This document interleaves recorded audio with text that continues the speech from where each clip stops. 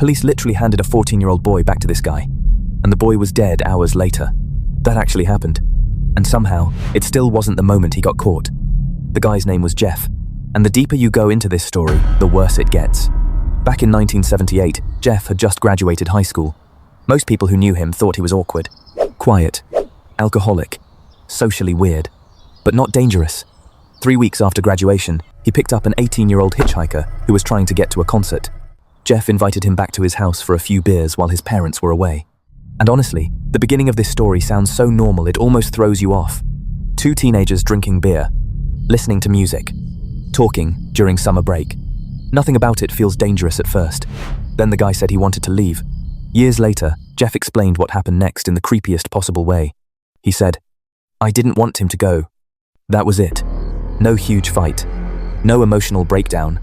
He just decided the night wasn't ending." Jeff grabbed a dumbbell, attacked him from behind, and killed him inside the house.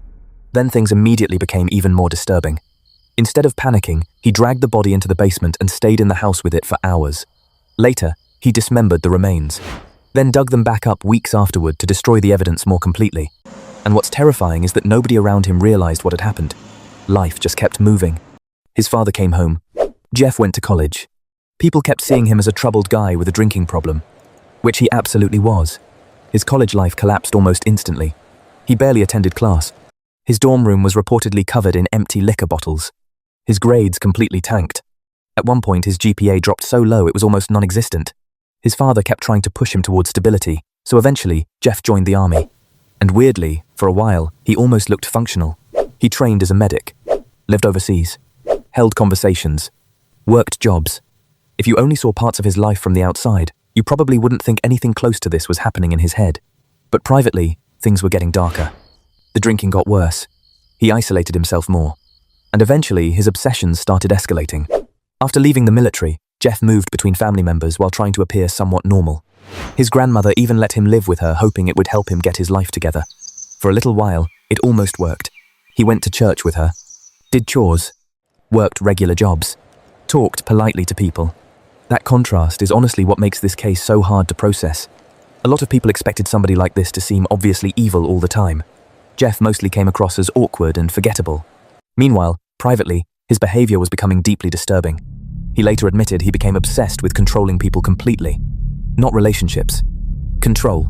He started going to bars and bathhouses around Milwaukee, but normal interactions frustrated him. People talked too much, moved too much, wanted to leave.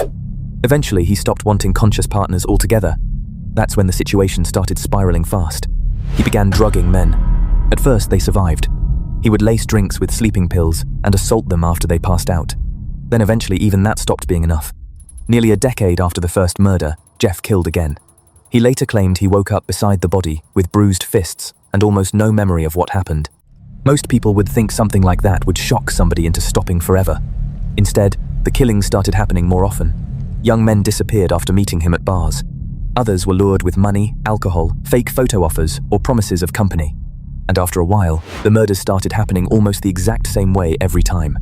Drugging, strangulation, dismemberment, then eventually preserving body parts. One of the darkest details investigators uncovered later was that Jeff became obsessed with the idea of people never leaving him.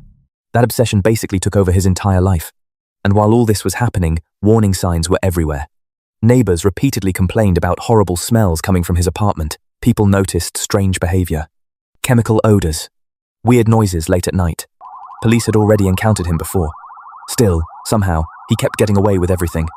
Then came the moment people still cannot believe actually happened. In 1991, Jeff convinced a 14-year-old boy to come back to his apartment.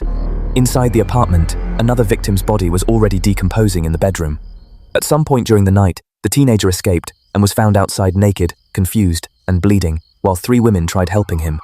Police arrived, and somehow, Jeff convinced officers the teenager was simply his intoxicated adult boyfriend.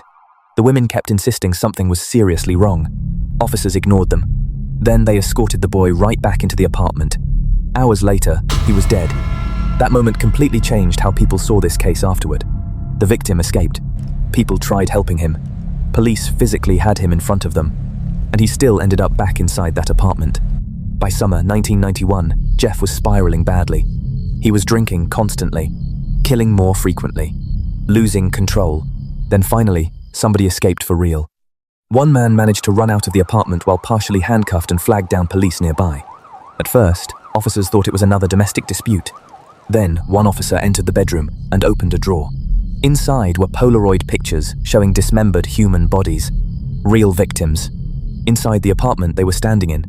From there, the situation became horrifying almost immediately.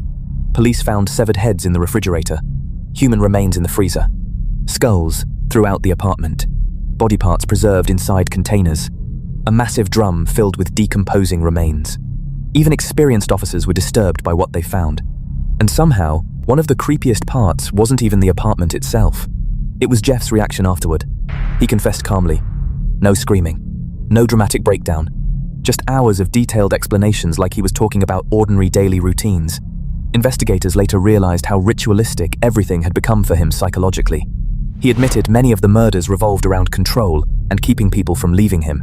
Then he revealed something that genuinely horrified investigators. He had been planning to build a private altar inside the apartment using preserved remains and skulls.